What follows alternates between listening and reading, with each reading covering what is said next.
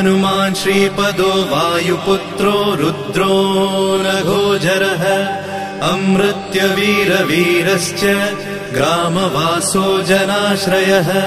धनदो निर्गुणः शूरो वीरो निधिपतिर्मुनिः पिङ्गाक्षो वरदो वाग्मी सीता शोकविनाशकः शिवः शर्वः परो व्यक्तो व्यक्ता व्यक्तो धराधरः पिङ्गकेशः पिङ्गरोमा श्रुतिगम्यः सनातनः अनादिर्भगवान् देवो विश्वहेतुर्जनाश्रयः आरोग्यकर्ता विश्वेशो विश्वनाथो हरीश्वरः भर्गो रामो रामभक्तः कल्याणप्रकृतिस्थिरः विश्वम्भरो विश्वमूर्तिर्विश्वाकारश्च विश्वपः विश्वात्मा विश्वसेव्योऽथ विश्वो विश्वहरो रविः विश्वचेष्टो विश्वगम्यो विश्वध्येयः कलाधरः प्लवङ्गमः कपिश्रेष्ठो ज्येष्ठो विद्यावनेचरः बालो वृद्धो युवा तत्त्वगम्यः सुखो यजः अञ्जनासूनुरव्यग्रो ग्रामशान्तो धराधरः भूर्भुवः स्वर्मर्हलोको जनो लोकस्तपो व्ययः सत्यमोङ्कारगम्यश्च प्रणवो व्यापकोमलः शिवो धर्मप्रतिष्ठाता रामेष्ठफल्गुणप्रियः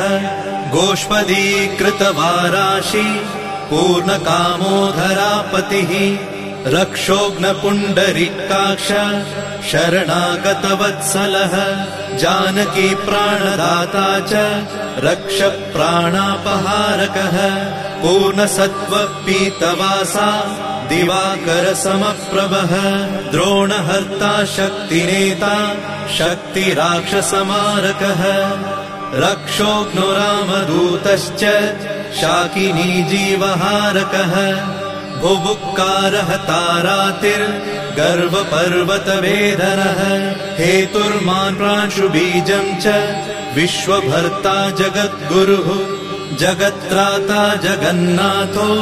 जगदीशो जनेश्वरः जगत्पिता हरिश्रीशो गरुडस्मयभञ्जनः